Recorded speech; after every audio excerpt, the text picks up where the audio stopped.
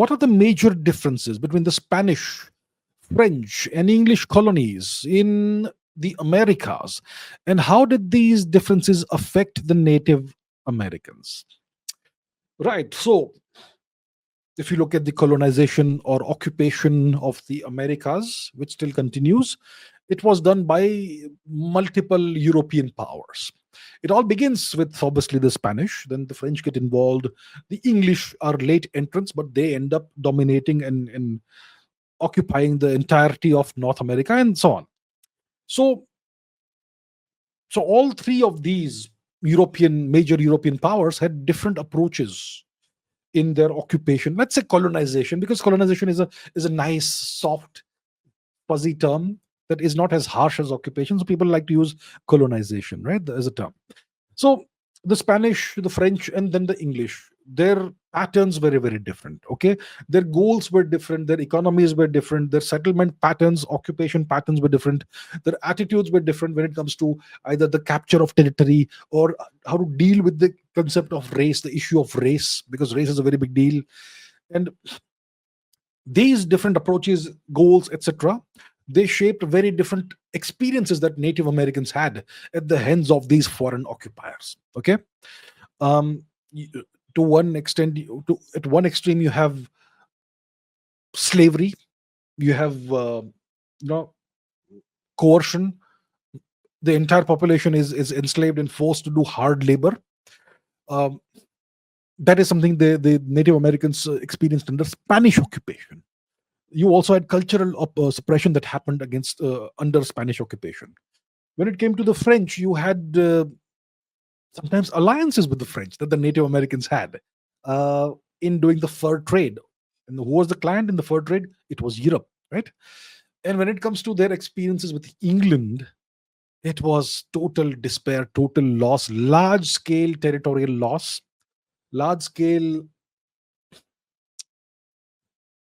what? Ethnic cleansing, genocide, or displacement. All of that came under England, right? So, what did each of these powers seek? Let's begin with the Spanish, who came first. The Spanish, they were very simple people.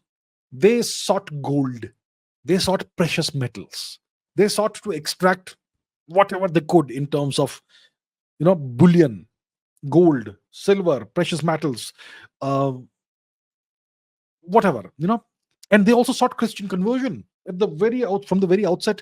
They sought Christian conversion. And the Spanish were ruling over very densely populated areas, and they had systems like the encomienda system that I've spoken about in the past. The encomienda system essentially was a system of slavery, and the people who were enslaved were expected to do very hard labor and produce a certain amount of tribute or goods to be exported to Spain every year or every quarter or whatever it was, right? So the Spanish, they were very brutal. They built cities on top of existing Native American cities. They built churches on top of destroyed Native American temples. They would destroy the temples and build churches on top to show who's the boss, who's won. The Spanish imposed a rigid racial hierarchy. The white man is at the top, and the brown man is at the bottom. And they insisted on conversion. If you would not convert, you would be killed in various super brutal ways, right? So that this destroyed native religions, this destroyed the native governance systems, and so on. And because of this, and also the Spanish were very dirty, so the English, and they brought in all these horrific diseases to the Americas. Um, so the Native Americans, they experienced catastrophic population loss because of diseases, because of extremely harsh labor conditions, and entire islands were depopulated, like the island of Hispaniola, completely depopulated, zero survivors, that sort of thing.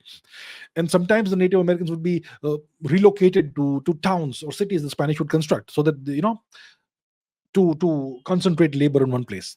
So this totally destroyed the society of whoever survived.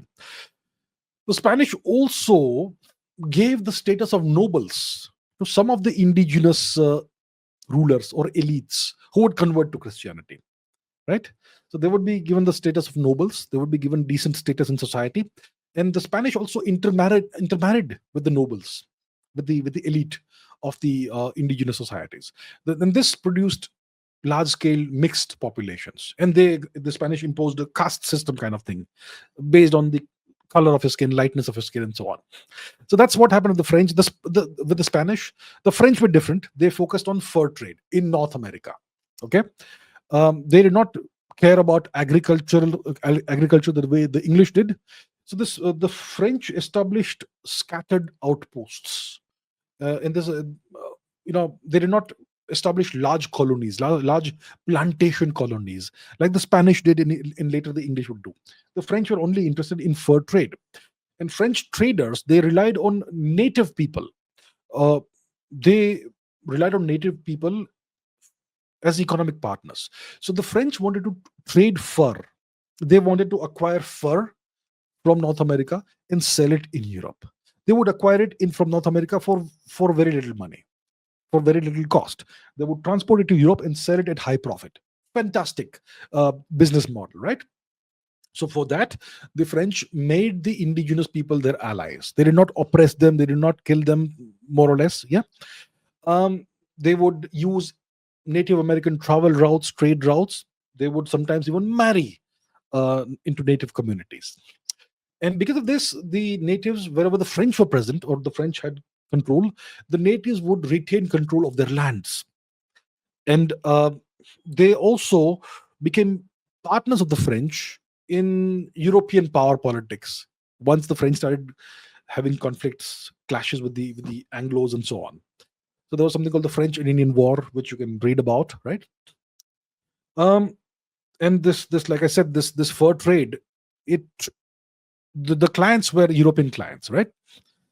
And this tied the Native American tribes into the European trade networks, into European markets, and this led to clashes between Native American tribes, intertribal conflict over what? Over hunting territories, right? Because if you want to sell fur to the French, you need a large territory where you will do hunting of reindeer, of caribou, of wolves, of foxes, of rabbits, mink, whatever. So you need large hunting territories because that's what gives you the furs, and that's valuable. So then it led to intertribal conflicts. And eventually it was devastating when the French power declined. Now, when it comes to English, okay, the English were all about permanent occupation. They were not about trade like the French. They were about permanent occupation, agricultural settlement. What the English sought to do was to create a society that either replicated English society, or improved upon English society. They did not want to rule over large native populations, the English. They wanted to create a better version of England in the Americas. How do you do it? Permanent settlement, wipe out forests to create agricultural land, migrate your families and settle them on this land, create private land ownership on land that is not yours. Right? So the English colonists, they created separate communities. Okay, they did not do any, most likely very little intermarriage with the Native Americans. And what the English would do is that if the native land was not farmed in English ways, then they would say that this land is unused, which means we can take it. And obviously, the natives did not farm in the English ways. So they use this so called agricultural argument to justify taking native territory. So we're doing it legally. See, this land is unused. It is not farmed the way we English farm. The natives are doing some wild, backward things over there. So it's unused land. So that justifies us taking it legally. So the English regarded the natives as essentially agricultural pests. What is an agricultural pest? Rabbits, deers, birds. What do? They eat your agricultural produce. They eat your cabbages and cauliflowers and lettuce and carrots. And the birds, they eat your grain, right? So what do farmers do? They shoot those animals, whether it's rabbits or birds or deer or whatever. If you are doing chicken farming or some other farming, then foxes come and eat those. Wolves come and eat those. So you want to shoot the foxes and wolves and coyotes. These are called agricultural pests in the eyes of farmers, of agriculturalists, whose livelihood can be affected by these animals. The English regarded the Native Americans the same way farmers regard certain species of creatures, animals, as agricultural pests. What do? You shoot. Yeah. So, what was the effect of this? Continual land loss, relentless loss of native lands.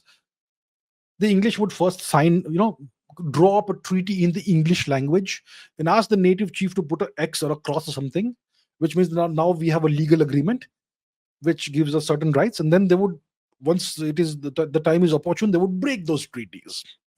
And this would lead to violent clashes with the natives, because the settlers, their greed for land, for territory, was insatiable. Where do the natives go? Right? So this led to displacement of the natives. This led to massacres of the natives. This led to genocide of the natives. This led to ethnic cleansing of the natives.